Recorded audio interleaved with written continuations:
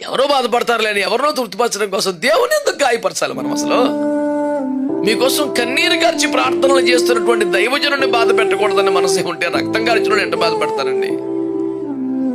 అది ఏం ఆలోచన విధానం అసలు? చేయదగిన విగ్రహ పూజలు, త్రాగుబోతుల విందులు, మద్యపానం ఇత్యాది కార్యక్రమాలు ఏమిటట? అన్య జనుల ఇష్టము నెరవేర్చుచుండు గతించును కాలమే. ఇక ముగిద్దాం, ఇక సరిపెడదాం, ఇక చాలు. నీ జీవితంలో నువ్వు చేస్తున్న వ్యవహారాన్ని ఒక్కసారి చూడు. అవన్నీ దేవుని ఇష్టమేనా? దేవుని చిత్తమేనా? నువ్వు కోరుకున్నాయా? నా పాయింట్ అదే. నువ్వు ఆశపడ్డయి కాదు, దేవుడు కోరుకున్నవి కాదు. ఎవడి కోసం బతకాలి? రూపతికి ఎందుకు బతకాలి?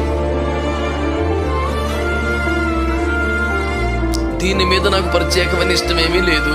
నా దేవునికి అంతగా